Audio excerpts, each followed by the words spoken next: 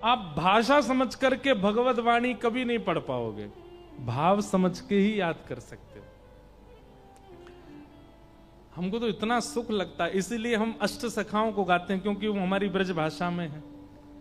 लेकिन कहीं महाराष्ट्र मराठी हमको थोड़ी आ गई होती तो हम सारे यहाँ के अभंगों को याद कर करके सुनाते, कथाओं में अपने लाल जी को सुनाते, भागवत जी को सुनाते। इतना सुंदर लगता है महाराष्ट्र का भाव। तो हम क्या कहना चाह रहे हैं, हमारी पुकार से तो हिलते भी नहीं है ठाकुर जी। और श्री नामदेव जी का कीर्तन दूर चल रहा है, ठाकुर जी पहुंच गए, नृत्य करने लगे और इतने बेसुध होकर नृत्य करने लगे कि पीतांबरी उतरने लगी ठाकुर जी की। तो भैया ये जितने वैष्णव भक्त हुए, इन्होंने ठाकुर जी को इस खेल में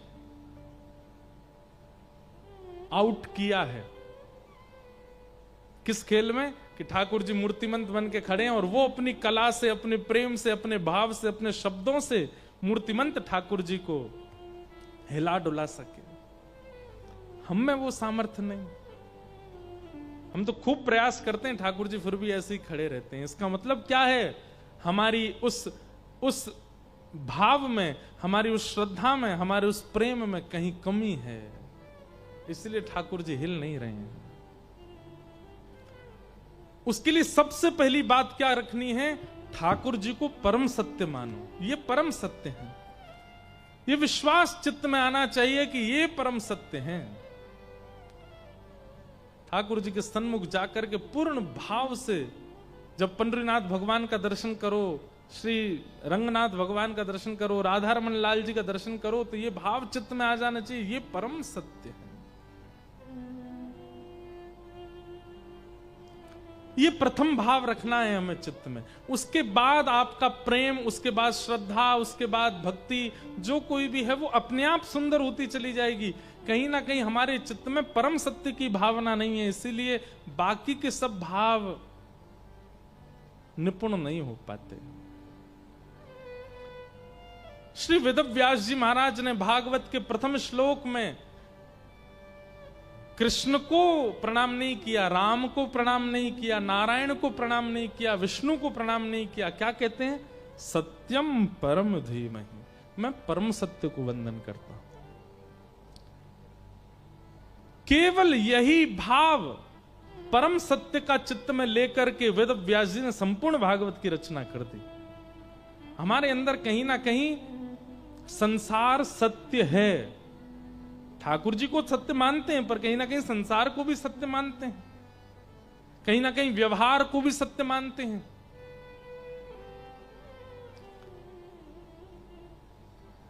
एक बार सुनिएगा, संत श्री तुकाराम जी महाराज, नाम सुना? आप नहीं सुनेंगे तो कौन सुनेगा? है महाराष्ट्र वालों को नहीं पता होगा तो आपको पता है, जैसे हम लोग कीर्तन करते हैं ना, जय जय राम कृष्ण हरि, ऐसे एक कीर्तन और होता है, ज्ञानोबा तुकाराम, ज्ञानोबा तुकाराम, ज्ञानोबा तुकाराम। ये ज्ञानोबा तुकाराम कीर्तन क्यों होता है? एक बार श्री पंडरीनाथ भगवान को शयन करा करके पुजारी जी चले गए, और श्री पुजारी जी जैसे नेत्र बंद करके सोए तो उनको क्या दिखा कि ठाकुर जी को मंदिर में शयन करा के आए, कंबल उड़ा के आए, और पुजारी जी के सोते ही नेत्र में स्वप्न क्या आया? ठाकुर जी ने अपना कंबल हटा दिया और पांव में घुंघरू बांध करके, अपने पैरों में घुंघरू बांध करके और हाथ में करताल लेकर के श्री पंडरीनाथ भगवान नृत्य कर रहे हैं, गा रहे हैं। रुक्मणी जी बैठ करके मृदंग बजा रही हैं, ज्ञानोबा तुकाराम, ज्ञानोबा तुकाराम, ज्ञानोबा तुकाराम।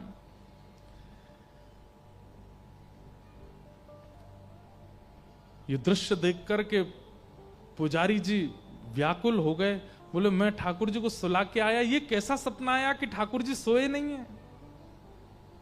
दौड़ करके गए और मंदिर में जाकर के धीमे से भीतर गर्भगृह के अंदर झांक करके देखा तो वहां यही दृश्य दिखा। श्री पंडरीनाथ भगवान हाथ में करताल लिए, मंजीरा लिए, ज्ञानोबा तुकाराम, ज्ञानोबा नृत्य कर रहे थे। रुक्मणी जी मृदंग बजा रही हैं और श्री ठाकुर जी नृत्य कर रहे हैं। पुजारी जी ने तुरंत प्रणाम किया, जय हो पंडरीनाथ। ठाकुर जी तुरंत स्थिर होने लगे, अपने स्थान पर खड़े होने लगे, बिल्कुल स्थिर। बोले अब मत होइए, चोरी पकड़ ली हमने, अब जैसे हो वैसे ही रहो। ठाकुर जी बोले आप क्यों आ गए? बोले क्योंकि हमको स्वप्न में दिख रहा था कि आप सो नहीं रहे हो, आप नाच रहे हो। पूरे दिन आप खड़े रहते हो, लोग बाग आपके दर्शन करते हैं, और रात को भी आप सोते नहीं हो। क्या कीर्तन कर रहे हो आप? और कीर्तन तो ठाकुर के नाम का होता है। ये ज्ञानदेव तुकाराम, ज्ञानोबा तुकाराम, भक्तों के नाम का कीर्तन क्यों कर रहे हो आप, वो भी अर्धरात्रि को? ठाकुर जी बोले मुझे इनकी बहुत याद आती है। इन्होंने मेरे को इतना गाया, मेरा इतना कीर्तन किया कि मैं स्वयं को रोक नहीं पाता इनका कीर्तन करने से। इसलिए करताल लेकर के पूरी रात मैं अपने भक्तों का कीर्तन करता हूं।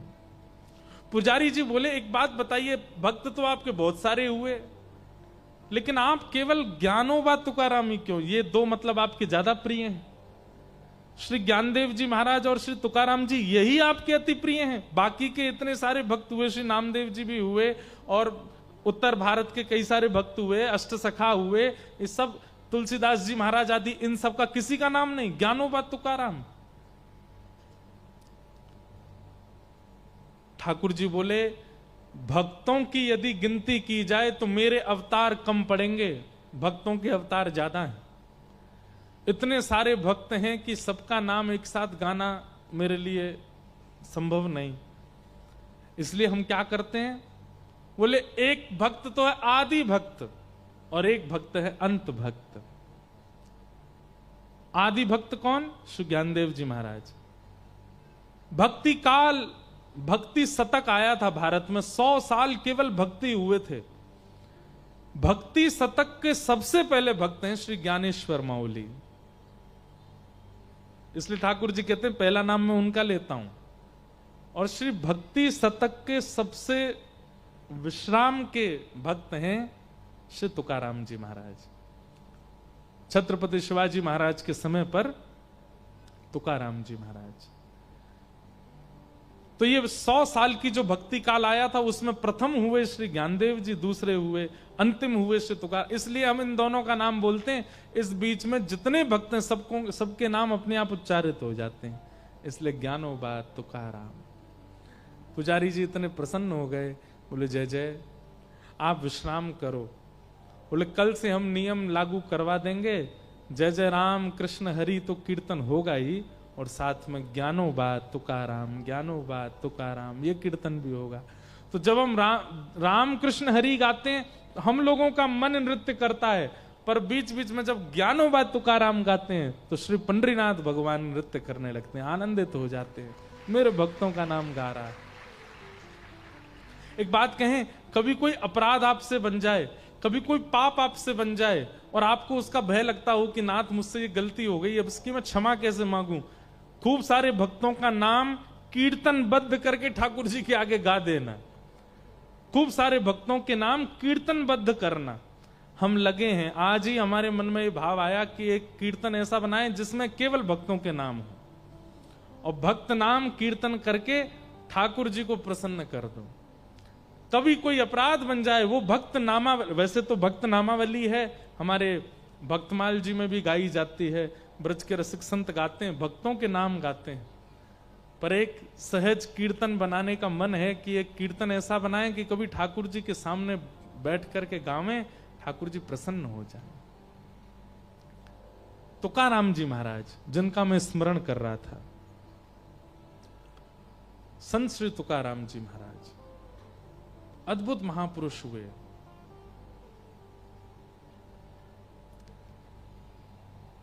तुकाराम जी की पत्नी अनुकूल नहीं थी, कथा सबको पता है। सब लोग इधर देखिए, ध्यान से सुनिएगा। तुकाराम जी की पत्नी अनुकूल नहीं थी। अनुकूल मतलब मन के मुताबिक। लड़ती थी, झगड़ा करती थी, डांटती थी, फटकारती थी, और कभी कभी ज्यादा गुस्सा आ जाता था तो श्री तुकाराम जी पर कुछ फेंक फांक भी देती थी, मारती थी, ऐसा तो नहीं कहेंगे हम। लेकिन वो एक प्रसंग है, गन्ना वाला प्रसंग। श्री तुकाराम जी सारे गन्ने बांटे आए गांव में, एक गन्ना बचा बस। पत्नी ने कहा इतने सारे गन्ने लेके गए थे, कितना रुपया कमा के लाए? बोले रुपया कमाने के लिए तो लेके गए थे, पर बीच रास्ते में बच्चों ने मांग लिया गन्ना दे दो, तो हम तो मुफ्त में ही बांटे आए, एक ही बच्चा है। बालक कम पड़ गए, नहीं तो ये भी चला जाता। पत्नी को गुस्सा आया, गन्ना लेकर के तुकाराम जी की एक पीठ पर दिया, सो दो हो गए। तुकाराम जी हंसने लगे, वाह मेरी पत्नी कितनी बुद्धिमान है। क्यों? मैं सोच रहा था एक ही गन्ना है घर में, खाने वाले दो, कैसे खाएंगे? इसने मार के दो कर दिए, ले एक तू खा एक मैं खाऊंगा। तो उनकी पत्नी अनुकूल नहीं थी, लेकिन वो उसकी हर स्थिति को स्वीकार करते थे। तो एक बार एक गांव का एक बालक गया तुकाराम जी के पास, और उसने तुकाराम जी से जाकर के कहा कि महाराज मैं आपसे एक बात पूछना चाहता हूं। बोले क्या? पूरा गांव जानता है, देहू पुणे के पास स्थान है देहू, जहां तुकाराम जी महाराज रहते थे। बोले पूरा देहू जानता है, सब गांव के लोग जानते हैं कि आपकी पत्नी बिल्कुल अनुकूल नहीं है आपके, उसका व्यवहार। अच्छा एक और बात है, श्री तुकाराम जी महाराज का ऐसा मैंने सुना भक्त चरित्र में कि उनका पहले ब्याह हुआ था, एक बेटा भी था, पर अकाल की वजह से पत्नी और बेटा दोनों की मृत्यु हो गई। फिर उसके बाद तुकाराम जी बिल्कुल सन्यासी महात्मा हो गए, लेकिन फिर किसी कारण से उनका फिर ब्याह किया गया। तो फिर जब पत्नी दूसरी आई, वो बड़ी तेज थी, बहुत शासन करती थी। तो उस बालक ने कहा पूरा गांव जानता है, पूरा देहू जानता है कि आपकी पत्नी बिल्कुल अनुकूल नहीं है, लेकिन फिर भी आप इतने प्रसन्न दिखते हैं। आप जब अपने घर से निकलते हैं तो हजारों लोग आपके दर्शन के लिए खड़े रहते हैं। अरे कहां तक कहें, भारत के सम्राट छत्रपति शिवाजी महाराज, वो आपके यहां जगह जगह जब आपका कीर्तन होता है तो पहुंचते हैं और ससम्मान आपका इतना आदर करते हैं, इतना सम्मान करते हैं। सब आपकी इतनी सम्मान करते हैं, पर बात तो सत्य है कि जग सम्मान करता हो, घर का अत्यंत समीप व्यक्ति यदि इतना इतना शासन करता हो, इतना गंदा बोलता हो, मन प्रसन्न कैसे रह सकता है? आप सबसे ज्यादा समय अपनी पत्नी के साथ व्यतीत करते हैं और वो बिल्कुल आपका सम्मान नहीं करती। मैं बस आपसे यह जानना चाहता हूं, इस प्रसन्नता का राज क्या है? आपको चिंता नहीं होती, आपका मन व्याकुल नहीं होता, आपको पीड़ा नहीं होती चित्त में, आप इतने प्रसन्न रह कैसे लेते हो? कृपा करके मुझे अपनी इस प्रसन्नता का राज बताइए। तुकाराम जी महाराज बैठे थे, तो बैठे बैठे तुकाराम जी बोले सुनो, बहुत पते की बात है, ध्यान से सुनिएगा। तुकाराम जी बोले मेरा राज तो बाद में बताऊंगा, लेकिन मुझे तेरा एक राज पता है। बालक घबरा गया, आपको क्या पता चल गया मेरे बारे में? बोले तुम्हारा एक राज पता है कि तुम्हारे जीवन के केवल 7 दिन बचे हैं, 7 दिन बाद तुम्हारी मृत्यु हो जानी है बच्चा, केवल 7 दिन बचे हैं तुम्हारे। और वो बालक अपने प्रश्न तो सब भूल भाल गया। बोले मैं काय को आ गया आपके पास। तुकाराम जी को प्रणाम करके तुरंत भागा। 7 ही दिन बचे थे उसके। 7 दिन तक वो बालक ऐसा हो गया, एकांत में बैठा रहता। कोई आकर के उसकी बहुत प्रशंसा करता तो वो प्रसन्न नहीं होता था, कोई आकर के उसकी बहुत निंदा करता तो वो दुखी नहीं होता था, कोई आकर के उसका बहुत सम्मान करता था तो उसको पीड़ा नहीं होती थी, कोई उसका अपमान कर देता था तो वो सोचता था भाई जीवन के 7 ही दिन बचे, कर ले अपमान, तू भी क्या करेगा। 24 घंटा केवल राम कृष्ण हरि राम कृष्ण हरि राम कृष्ण हरि। जीवन के 7 दिन बचे, मैंने ये भी अपराध किया था, मैंने ये भी पाप किया था, मुझसे ये भी गलती हो गई थी, हे ठाकुर जी मुझे क्षमा कर देना, मेरे जीवन का बस 7 दिन बचे हैं, मुझे सदगति दे देना हे ठाकुर जी। एक संत तुकाराम जी जैसे संत जिनकी आज्ञा लेकर के छत्रपति शिवाजी रहते हैं, वो मुझसे झूठ तो बोलेंगे नहीं। मेरे जीवन के 7 दिन बचे हैं, नाथ मुझ पर कृपा करना। 7 दिन बीत गए। जैसे ही 7वां दिन प्रारंभ हुआ, सुबह स्नान ध्यान करके ठाकुर जी की सेवा करके, और दिन तो तिलक लगाता था, पर आज तो वो पूर्ण रूपेण द्वादश तिलक आदि करके और बिल्कुल गया और जाकर के श्री तुकाराम जी महाराज के चरणों में प्रणाम किया। भगवान, आज मेरे जीवन का अंतिम दिन है, 7वां दिन है, मेरी मृत्यु होने वाली है। आपने बताया था 7वें दिन मृत्यु होगी। तुकाराम जी बोले, अच्छा बेटा, इन 7 दिनों में तुमने क्या किया? तीसरे दिन तुमने कौन सी सब्जी खाई थी? बालक बोला, मुझे याद नहीं, मां ने क्या बनाया था, बस मैंने खा लिया। अच्छा, तीसरे दिन की छोड़ो, कल रात्रि को तुमने क्या खाया था? बोले, मुझे बिल्कुल याद नहीं है। अच्छा, तुम्हारा किसी ने सम्मान किया था? बोले, मुझे वो भी स्मृति में नहीं है, पता नहीं, आए तो थे बहुत। किसी ने अपमान किया, किसी ने गलत गाली दी तुमको? बोले, दी तो थी, पर वो भी मुझको याद नहीं है। बोले, क्यों याद नहीं है? बोले, मैं केवल राम कृष्ण हरि राम कृष्ण हरि राम कृष्ण हरि जप रहा था, मन में ये सोच रहा था 7 ही दिन बचे हैं, किसी का अपमान लेकर के क्यों दुखी हूं, किसी का सम्मान लेकर के क्यों प्रसन्न हूं, क्या बनता है, नमक है कि नहीं, नींबू है कि नहीं, रोटी है कि नहीं, चावल बने, क्या बना है, पूरन पोली बनी, जो मिलता था बस खा लेता था, मैंने ज्यादा चिंतन किया नहीं।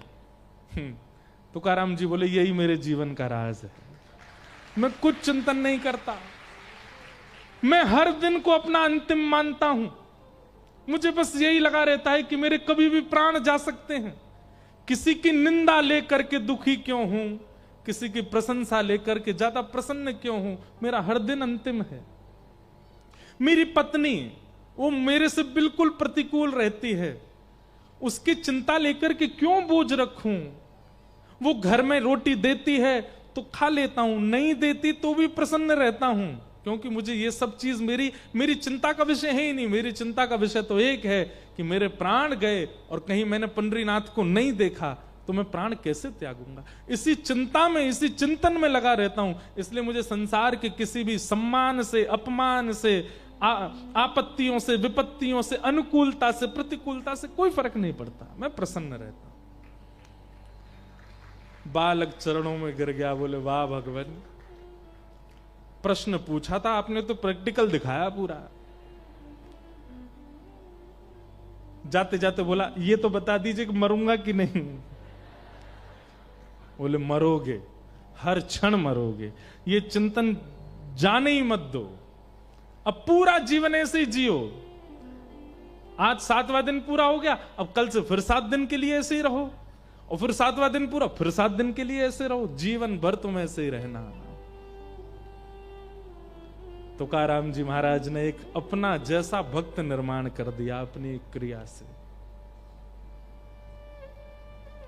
ऐसे महापुरुष, सत्यम परम धीमहि। ठाकुर जी के प्रति जिनका परम सत्य स्थिति भाव होती है, ज्यादा विचलित नहीं होते। इसलिए ठाकुर जी के प्रति सबसे पहले जो निवेदन आपको करना है, उनके प्रति परम सत्य की भावना रखना कि ये परम सत्य हैं, बाकी सब मिथ्या है, यही परम सत्य है बस।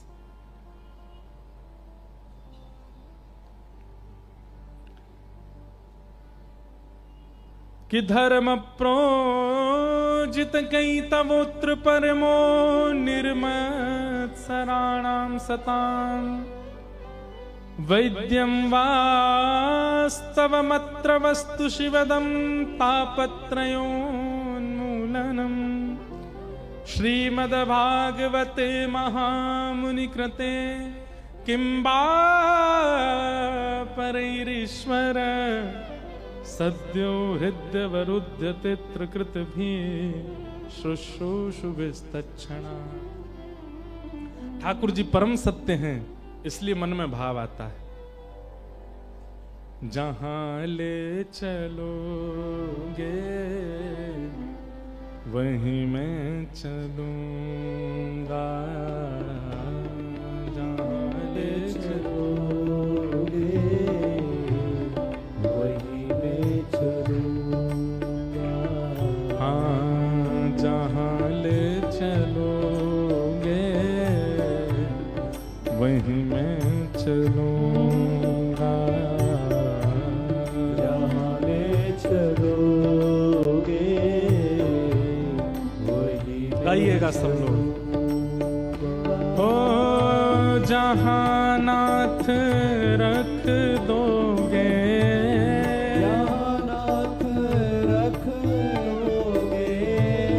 जहाँ नाथ रख दोगे,